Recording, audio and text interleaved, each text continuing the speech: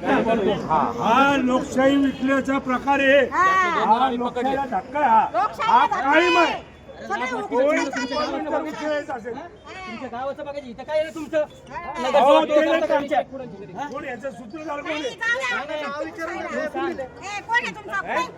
पळायला साहेब का शेख साहेब पळायला नाही होते त्याच्याकडे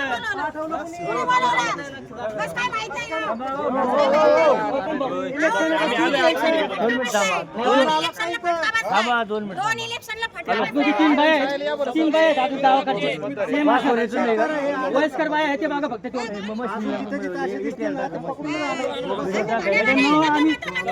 महिनाभर लोकांचे पाय धुवून पाणी पितो भिकार धावण्यांनो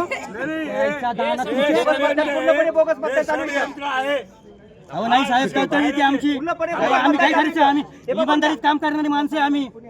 याशी बोगस करतो का आम्ही हो थांबा काकू थांबा ना तुम्ही काका सांगा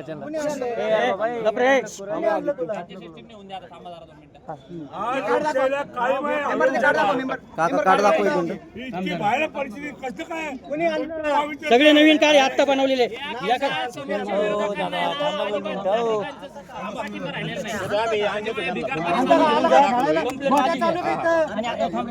निवडणूक अधिकारी तुम्ही निवडणूक अधिकारी काय म्हणतोय की ही पोलिसांची नाही त्याची मोबाईल पाठव इकडे अर्जंट पाठव बरं का समर्थला कोणी आहे का असं बघा 2 मिनिट थांबा काका सांगा लांगड्या यांच्या समोर आम्ही तळतळ करतो महिनाभर लोकांच्या दारात जातो 500-600 रुपये नक्की 100 करायला येतं का तुम्ही नगरचं वाटोळं नगरचं वाटोळं तुम्ही केलं या असं करून आमच्या नगरचं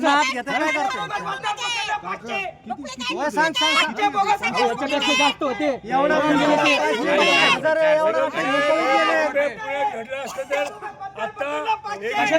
आम्ही इलेक्शनच लढणार नाही ना आम्हाला काय करायचं असं करायचं असेल तुम्हाला तर लोकशाही राहिली का नाही याच्या मागे कोणतरी आहे ऐका तुम्ही एकदा घेऊन जा त्याला नाव सांगायला नाही तर माझ्याकडे पाठवा मी नाव कबूल करून आणून देतो तुम्हाला येतो ना मी बी येतो स्वतः त्यांना घेऊन जा इथून लगेच गाडी येऊन देतो डायरेक्ट गाडी भाऊ हे तर अर्धे पकडले पळून गेले ते माझा दोस्त आहे यालाच फक्त माहिती नाही एकूण राहतो आणि आमादार करायला आत घुसलाय हे बाहेरून षडयंत्र हा नगरच्या लोकशाहीला मिळालेला भार आहे नगरच्या पावित्र्य भंग तुमच्या काही वाटलं नाही म्हणून गावाकडून लोक आणलेत उभा केले ताब्यात घेऊ सगळी चौकशी होईल कार्ड आहे कुठं दाखल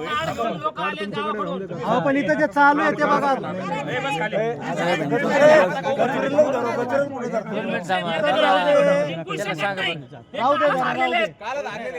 त्याच्यामुळे बोगस घेऊन आले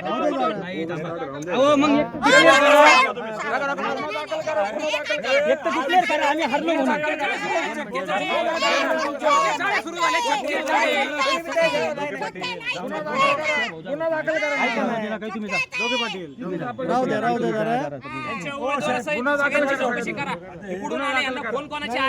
अरे एवढे कार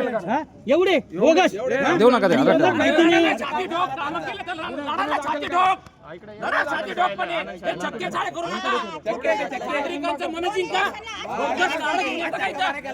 त्याला माहिती नाही कुठं राहतो म्हणजे कुठं राहतो